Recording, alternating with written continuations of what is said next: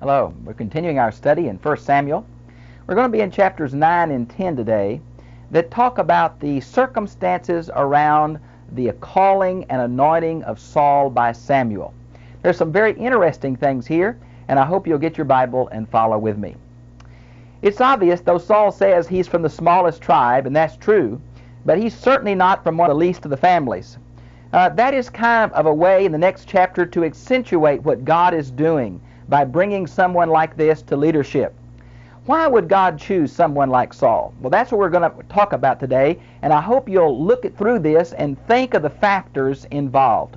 There are 5 generations of Saul's ancestors mentioned in chapter 1. Why so many? Well, I think it's trying to show a lineage of great men. These men would have been well-known Benjamite leaders. Now, Benjamin, back in Judges chapter 20, almost got wiped out because of his great sin against killing the concubine of the Levite. So the fact that they had 5 generations going back showed the tribe was coming back slowly. And it even calls his father, Kish, a mighty man of valor. Now, this can mean several things. The word has a wide range. Usually it has to do with military exploits. You might want to see Joshua 1:14, Joshua 8:3, Joshua 10:7. Sometimes it means noble or a landed gentry. Look at Jerusalem Bible. Sometimes it means wealthy. You might want to see Revised Standard Version. And Boaz is called a mighty man of valor, along with Joshua and Gideon. So it's a very common name for someone of some renown. Notice it mentions here, and he had a son whose name was Saul. Now, we learned earlier it's from the word to ask, seems to be the etymology here. A choice and handsome man. Now, we know that he's going to be very tall. He was head and shoulders above everyone else, and he was very handsome. Now, these were signs that the people were looking at in a leader. God seemed to choose Saul for several reasons. Number one, he didn't fit into the tribal rivalry between Ephraim and Judah.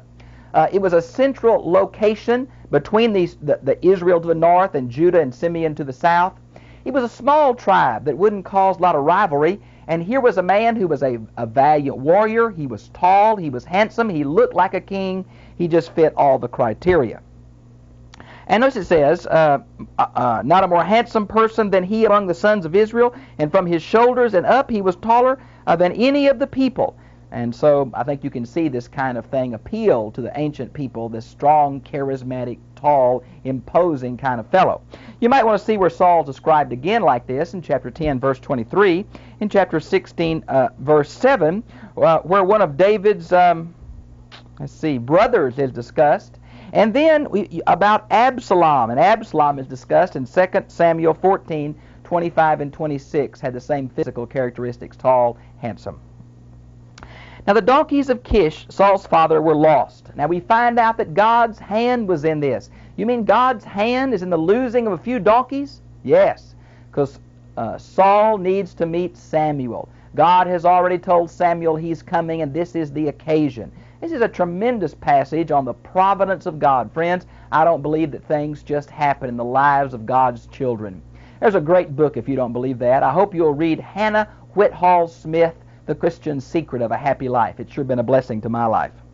And now so Saul went to look. He took one of the servants. There's 3 imperatives in the end of verse 3. Rise, go, and search. I don't know if Saul was reluctant or his daddy was just talking to him like a son. Get out there and find those donkeys. And Saul seems to be very obedient, care about his father, and left. Now he passed through several geographical locations, none of which we are certain where they are, but they all seem to be in the land of Benjamin, not probably 20 miles from his house. And then in verse 5, he went to the land of Suph. Now the significant thing about Suph is, back in 1 Samuel chapter 1, verse 1, one of the ancestors of Elkanah, Samuel, is a Suphite. So many of us believe this may be a clan name somewhere close to Ramah, and so Saul is beginning to look in the area where Samuel lives. That's the implication here. Now, Saul says, let's return, lest my father cease to be concerned about the donkeys and become anxious for us. Now, he seems to care about his father's concern about him, and I think that shows he was a caring person. Look in verse 6. And he said to him, who is that? The servant. Behold, now there is a man of God in this city.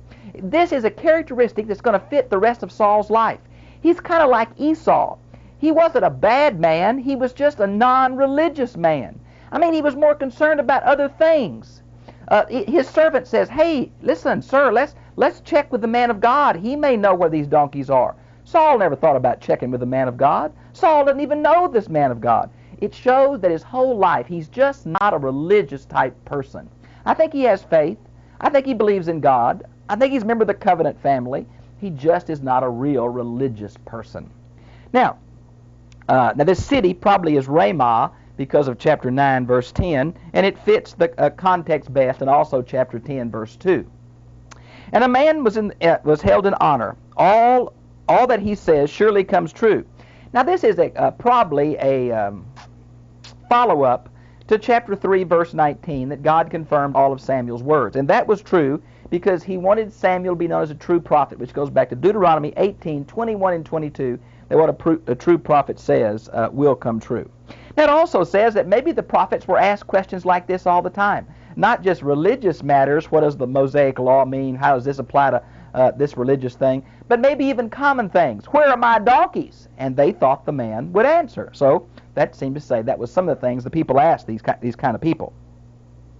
Now, and Saul said to the servant, Behold, if we go, what shall we bring the man?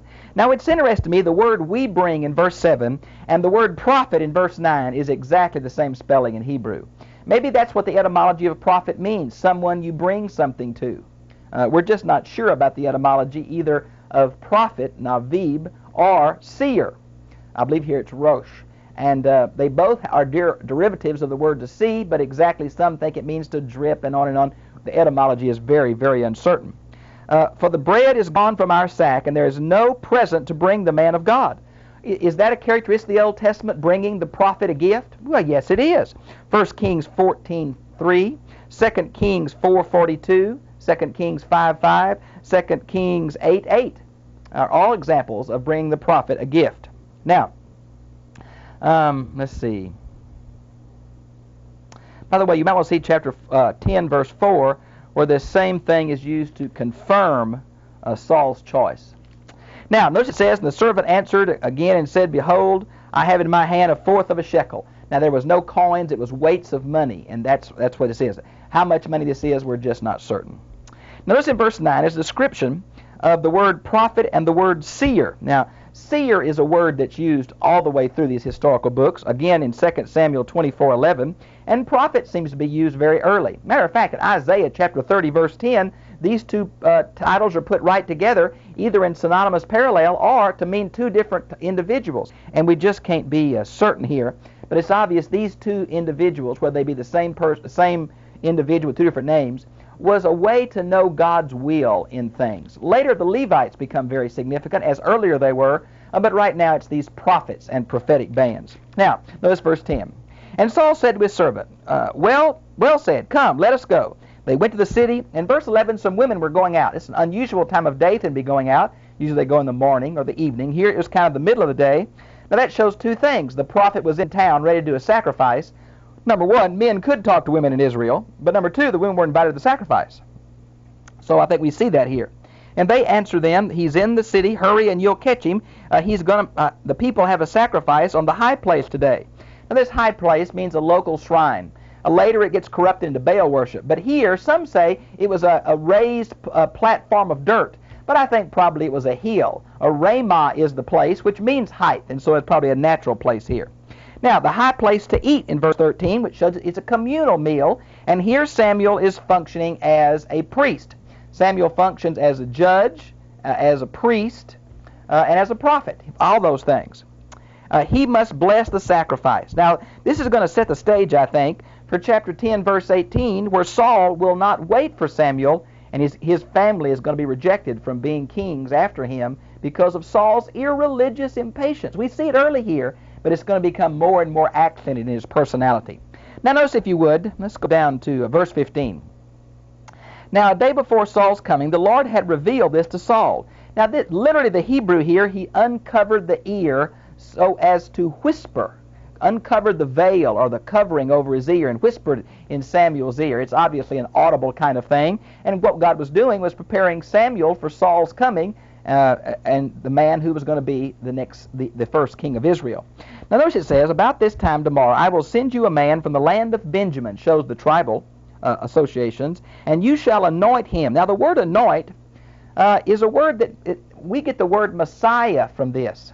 There are several different people anointed in the Old Testament: prophets, priests, and kings. And here it's the king of Israel. Anoint him to be prince. Now the word prince, King James has the word captain. We think this word may be a technical term for the designated one. It has military connotations. The Knox translation even calls it the king. And I think it's obviously the crown prince kind of ideal. Prince over my people Israel, and he shall deliver my people. Sounds kind of like the Judges. From the hand of the Philistines, for I have regarded my people, because their cry has come up to me. Well, that sounds just like Exodus chapter 3, verses 7 and 9 to me. And the Septuagint and the Targums translate this, for their plight has come up to me. But I think the word cry fits Exodus, and there are some parallels here, as we've seen earlier. And so Saul meets him, and they approach, and they talk, and they kind of set the idea for this special invitation meal tonight. And they're going to have one. And this little interchange here between like 20 and 21, Samuel says, don't worry about these donkeys. There's a lot more things important to you in the future. And Saul says, me? I'm from the least of the tribes. That was true now. They'd been decimated because of the Judgment 20 event. But he was from a prominent family in this tribe. That's what the ideal here is. Now, in verse 22, let's see. Then Samuel took Saul and his servant and brought them into the hall. Now that shows there is an eating hall next to the high place. Something similar to that was like where Samuel was, where Elkanah ate next to the tabernacle at Shiloh. Same kind of things. Now notice, if you would please, where it says they had this special portion. Look at verse 23. Bring me the portion that I gave you, concerning which I said to you, set it aside. Then the cook took up the leg with what was on it. Now this is kind of funny translation, but it's a very important word. It's going to show that Saul is going to be given Samuel's portion. Now Samuel is a priest, and this special leg was the priest part. We learned from Leviticus chapter 7 verse 32 and Exodus 29:27 that this portion would have been a shoulder, and the left one was for the offerer who brought the sacrifice, and the right one's for the priest. This one seems to be Samuel's portion that he's giving to Saul, a way of saying, you are anointed one like a priest. There's going to be other connotations of that in chapter 10. Notice it says it was held until the appointed time. God's time is what that's talking about. Now in verse 25 it says, and Samuel spoke with Saul on the roof. The Septuagint has a much better translation there. It says, and they spread a bed for Saul on the roof, and he slept. And in verse 26, the next morning Saul talked to him. Saul talked to Samuel.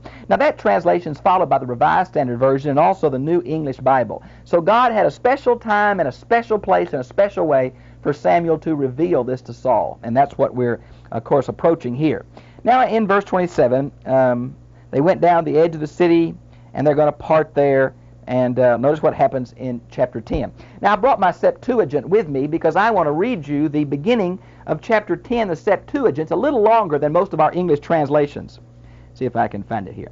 And Samuel took a vial of oil and poured it on his head and kissed him and said to him, has not the Lord anointed thee for a ruler over his people, over Israel?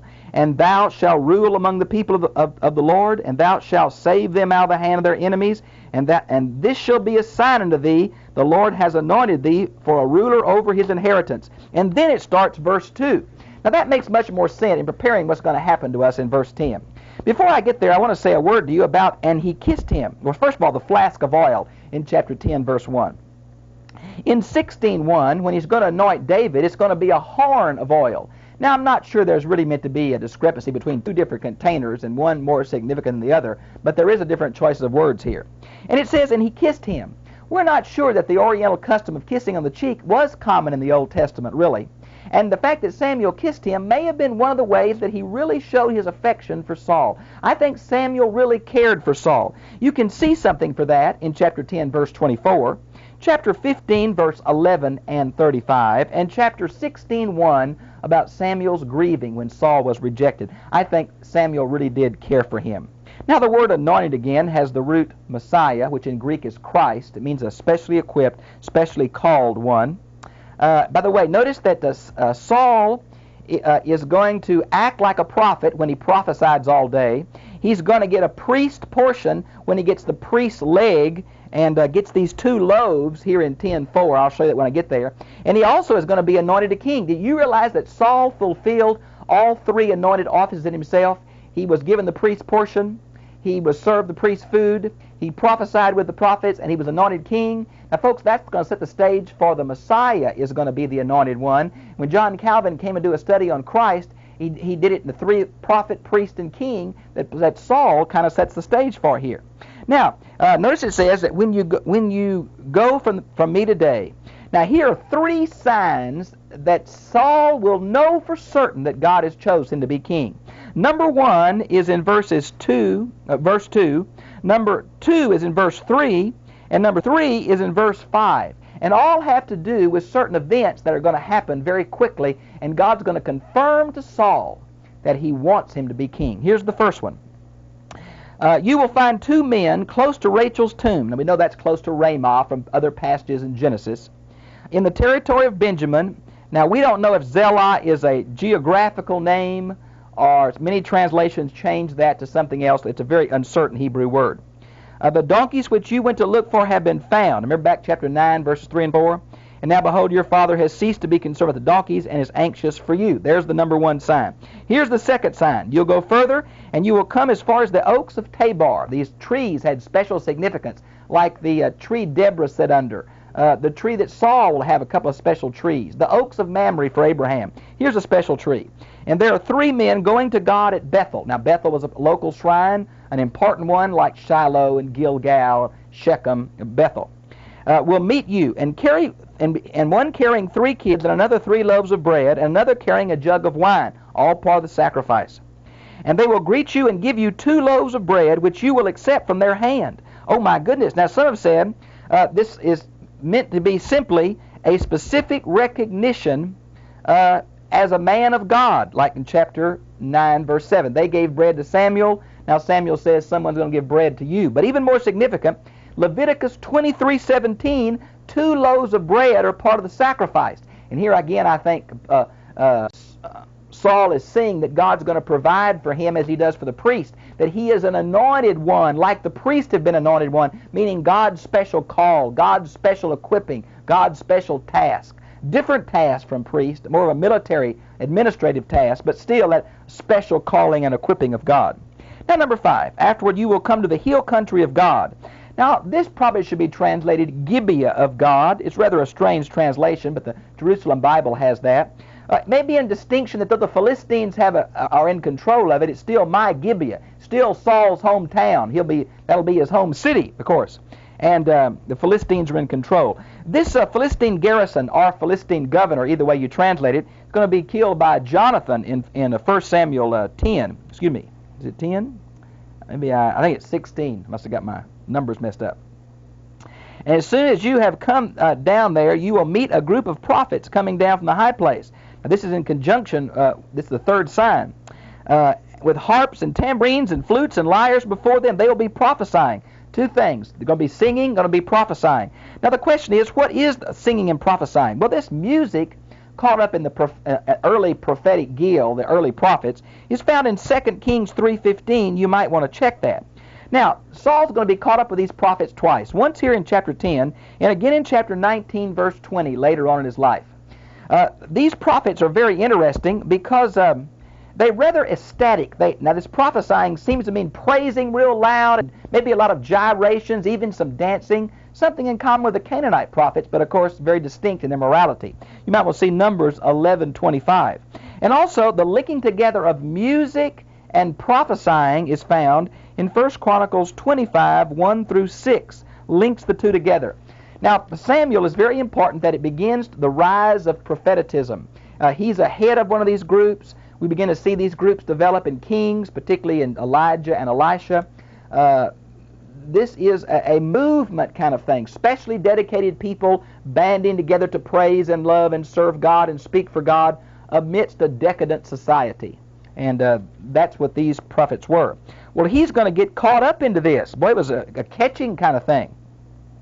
Then the Spirit of the Lord will come upon you. Notice he's called the Spirit of Yahweh in verse 6 and the Spirit of God in verse 10, which shows their parallel. will come upon you, and you shall prophesy. Now here is Saul acting like a prophet. And be changed into another man. You're going to act so different. It's going to change your life. And it shall be when these signs come to you. What? All these signs. These 2 men, these 3 men, and you meet the prophets and start preaching like they do.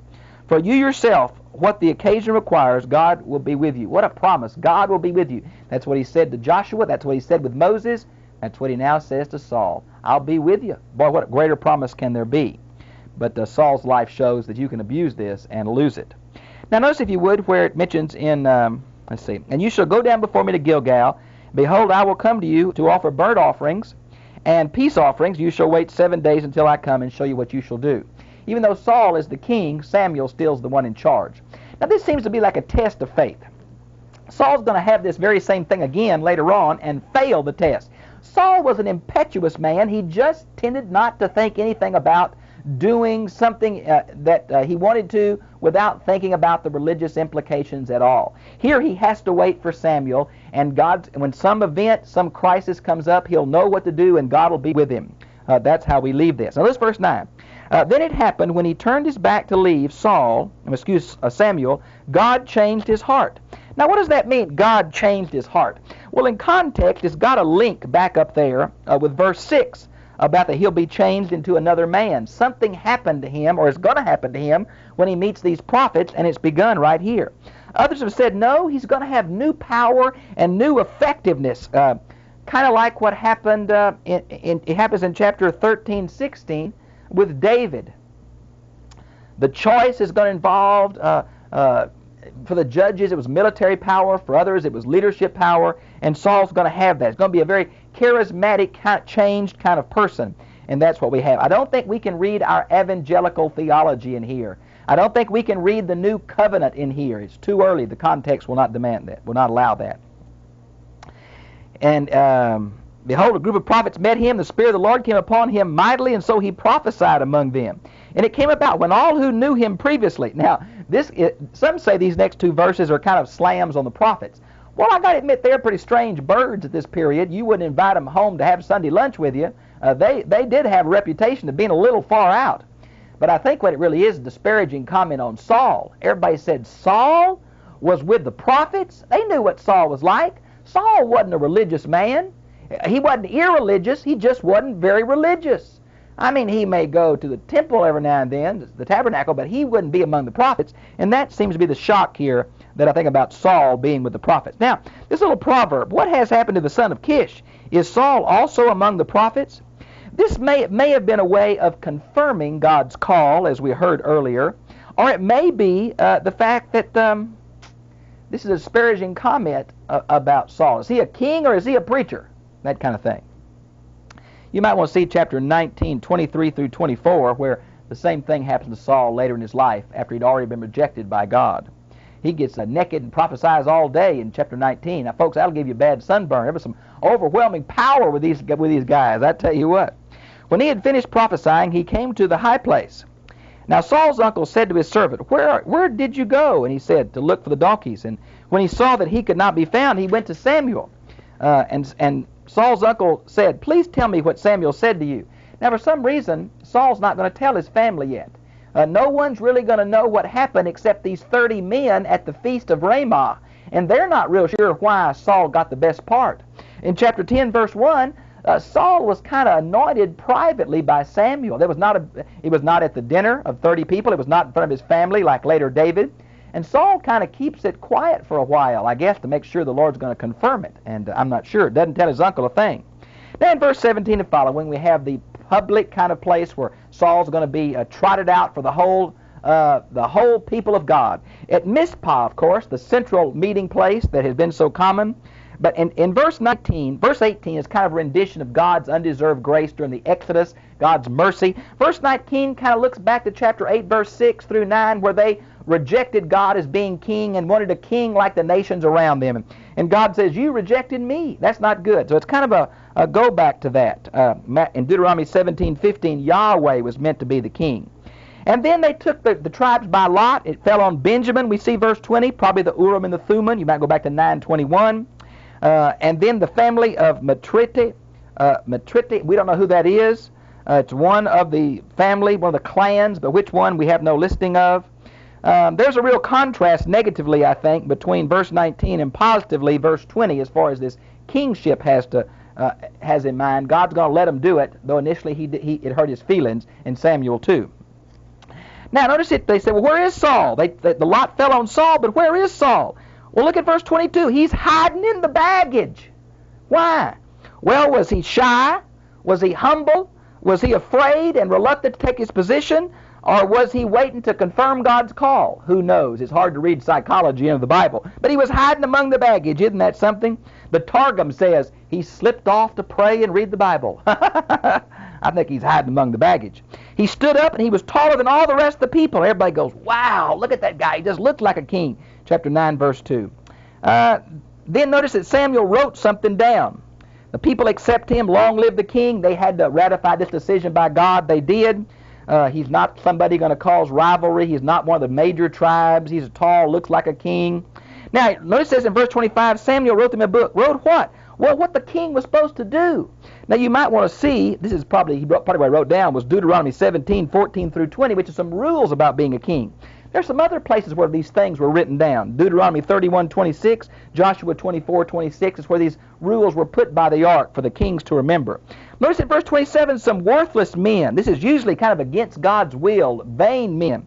Didn't like Saul, didn't want him to be king. So it was not a unanimous vote that day, though nobody said anything, and they just didn't give him any gifts, and they went away. There's going to be grumbling even from the beginning.